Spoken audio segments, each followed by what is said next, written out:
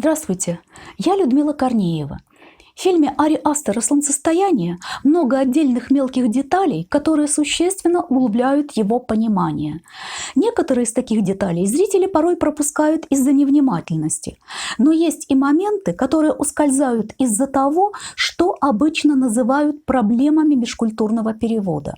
Речь о вещах, событиях, значениях, которые хорошо известны и не требуют пояснения в какой-то стране и культуре, но фактически неизвестны и непонятны в других странах и культурах.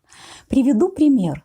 При входе в общину Хорга Марк за кадром произносит очень интересную фразу, которую многие зрители или пропускают мимо внимания, или вообще не понимают, о чем речь, в зависимости от того, как ее перевели в конкретной озвучке.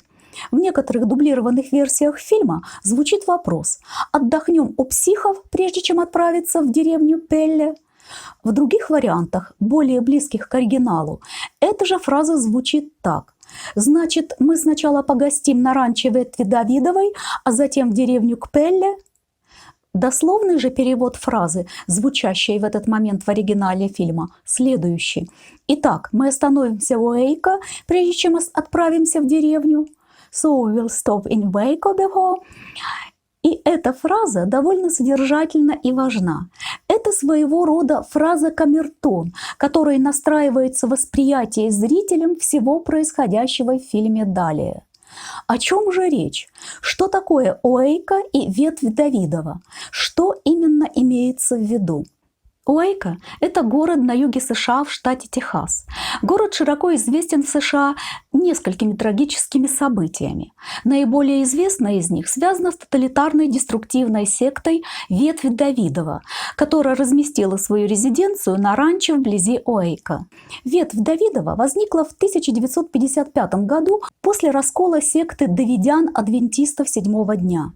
В 1993 году у государственных органов США появились данные или подозрения о незаконном хранении оружия и издевательстве сектантов над собственными детьми. Вспомните, кстати, как много в «Солнцестоянии» детского плача. При попытке обыска ранчо ветви Давидовой возникла перестрелка и погибло несколько человек. После этого ФБР инициировало осаду поместья, которая безуспешно длилась почти 2 месяца. Закончилось все штурмом с применением бронетехники, танков и вертолетов. Во время штурма в поместье начался пожар, в котором погибло немало самих членов секты. Существуют разные версии причин возникновения пожара, но основная – поджог. И вспомним опять же, чем заканчивается фильм «Солнцестояние». Конечно же, американский режиссер Ари Астер и большинство американских кинозрителей хорошо знают, что такое Уэйко и какие именно трагические события с этим городом связаны. Для жителей США фраза об Уэйко становится своего рода прогнозированием событий и подсказывает верный ракурс восприятия фильма. Но зрители из других стран, конечно же, менее знакомы с фактами из современной истории США. Поэтому локализаторы иногда стараются нам подсказать и вместо Уэйко упоминают конкретно ветвь Давидову, а порой и вообще заменяют все упоминанием неких психов. Ведь точный перевод непосвященному зрителю все равно не даст никакой информации. Еще раз замечу, что это проблемы не языкового, а именно межкультурного перевода. Подобного рода трудности возникают и с пониманием названия общины. Хорга – это название деревни и ее жителей из давней народной шведской песни «Хоргалотен». В песне рассказывается о так называемой макабрической пляске, то есть пляске смерти. Дьявол начал играть на скрипке, и все жители Хорги пустились в пляс. Они не могли остановиться и танцевали до тех пор, покуда их тела не износились. Но даже и потом их головы все продолжали танцевать на окровавленной земле. Танец вокруг майского дерева в фильме «Солнцестояние» имеет явные отсылки к сюжету этой песни. При всей стилизации хорги под традиционную фольклорную культуру в общении порой встречаются до, казалось бы, несуразности и комедийности современные вещи. Например, одна из девушек говорит, что дети общины хорга смотрят какой-то из фильмов про Остина Пауэрса.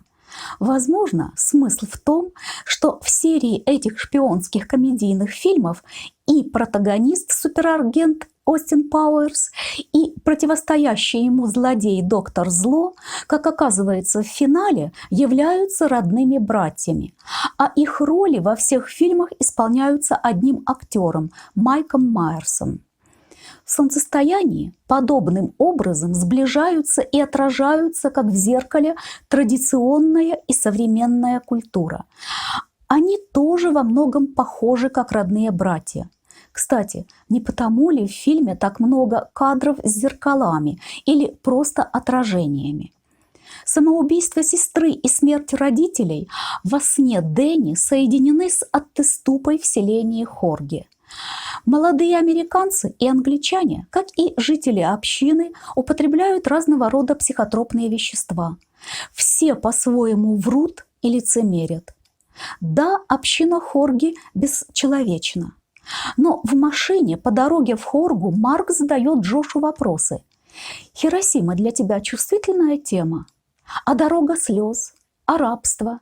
Напомню, что «Дорога слез» – это этническая очистка и насильственное переселение американских индейцев с их родных земель на юго-востоке США на запад континента.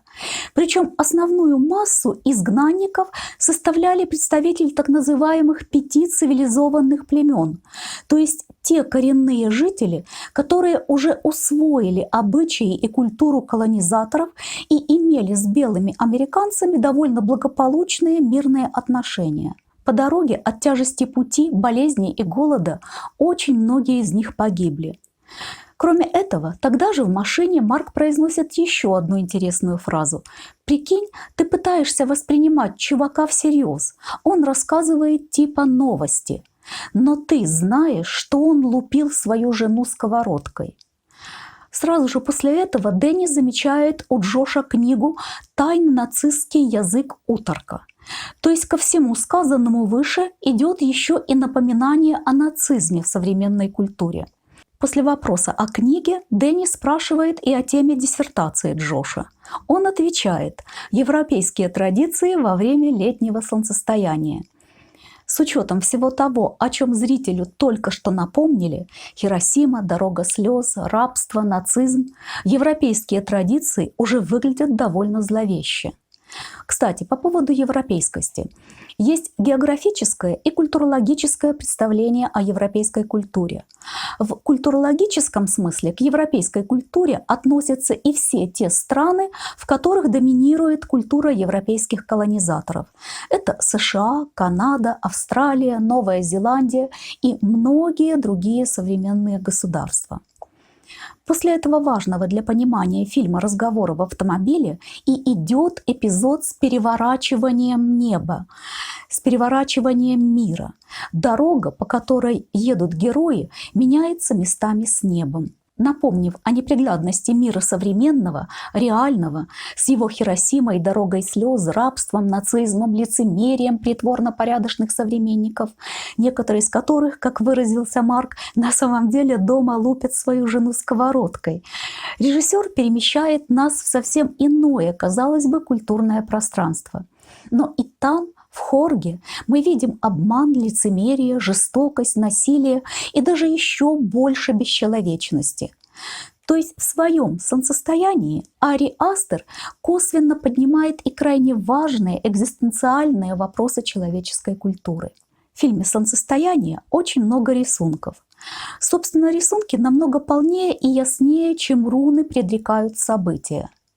В этом плане интересен большой рисунок-заставка, с которого начинается фильм. На нем изображены все основные события, которые нам предстоит увидеть. В левой части – события, произошедшие в современной культуре, смерть семьи Дэнни.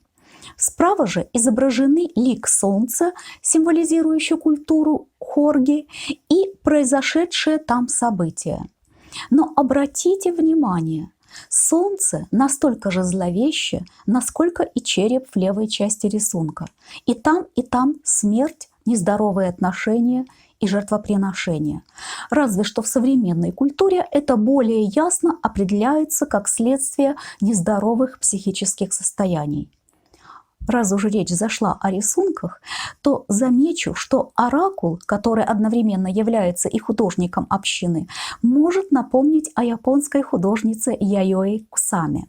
Яёи Кусама – американо-японская художница с ментальными психическими расстройствами. В 2023 году ей исполнилось 94 года. Из них последние 46 лет Кусама живет в психиатрической клинике. При этом она ежедневно продолжает работать в специально выстроенной рядом с клиникой мастерской. Непростые жизненные обстоятельства не мешают художнице быть и богатой, и успешной, и востребованной. В частности, в 2023 году модный дом Луи Виттон заключил с Яёи Кусамой очередной договор о сотрудничестве. Первую свою галлюцинацию Яёи Кусама увидела в 10 лет. По ее воспоминаниям, она рассматривала цветы на скатерти. И вдруг эти цветы начали множиться, распространяться и заполнять все вокруг, всю комнату, все пространство. Невольно вспоминается и созданное из множества цветов платье Дэнни и множество других цветочных композиций в фильме «Солнцестояние». Всего доброго и до новых встреч!